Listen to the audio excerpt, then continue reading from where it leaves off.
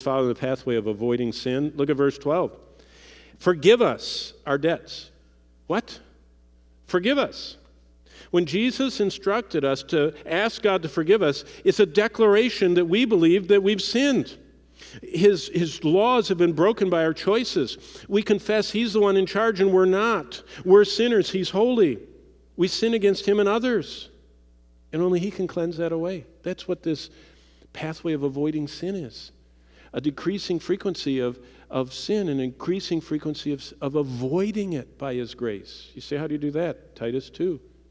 The grace of God that brought salvation teaches us to deny ungodliness and worldly lusts. That's paddling against the current.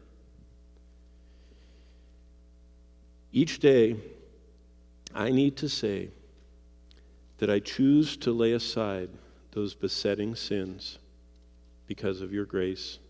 God wants us to love Him more than our temptations that constantly come our way, and God wants us to take the pathway of avoiding sin, and that leads us to the first part of verse 13. It's the pathway of obeying God. Notice what verse 13 says, and do not lead us.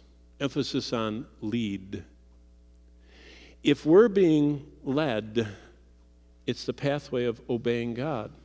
And so what we're saying is, as you lead me and throw into my box trial after trial after trial after trial, emotional and financial and relational and spiritual and every other kind, when you throw those in, I want to obey you. And I want you to lead me right out of ruinous temptation to sin and right into discovering how faithful you are. The pathway of obeying God.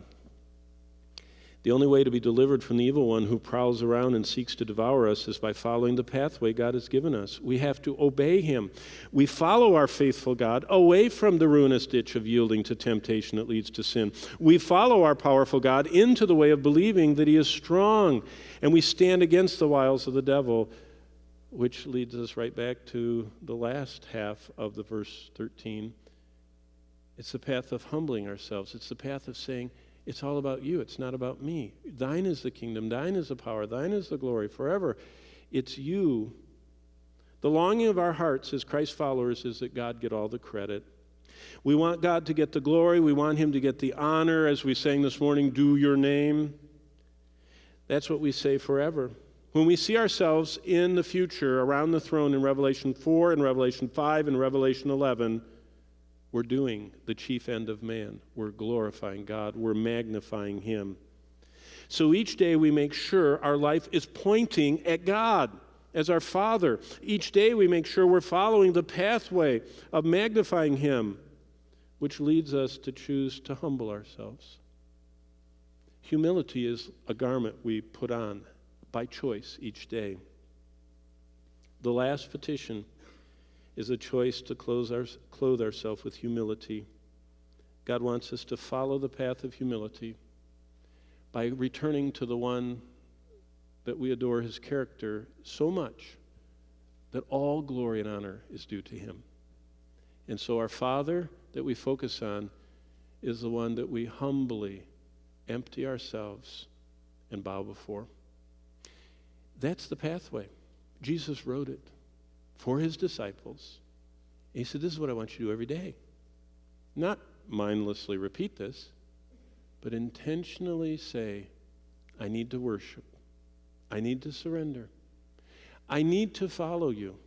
I need to trust you for what I need to make it through today, keeping clean from all the sins against others and against you, and asking for your protection. And emptying myself so that you get all the glory. Remember when the spotlight was on Daniel at the big banquet and the king called him and said, we understand you can answer this handwriting on the wall stuff. Do you remember what Daniel said? I can't, but there is a God in heaven. That's emptying ourselves. We still do the same thing. We perform for His glory. Let's all stand together. And as we stand, at the beginning, I said, we're followers of Christ or we're not. You've been thinking about that. You've been hearing about that. But are you? today following Christ. Maybe at a distance. Maybe you're sporadic. Maybe you're right on the bumper. Maybe you don't even know what that means. If you don't know what that means, last week I said, hey, if you want to come know the Lord, if you aren't sure you know him, there are people right here at the front. Boom, someone came right up to me. And I said, I have to go to the visitor line. They said, I'll follow you. And they got there, and there were 3 elders. And this person said, I don't think that I know Christ. You should have seen him spring into action. One got tracts, Bible. We surrounded him, shared the gospel. Did you know if you'd like to make sure that you know the God who's only an arm's length away, he's here, he's in your box, he's in your Stryker vehicle, and he would like to make sense of everything happening to you.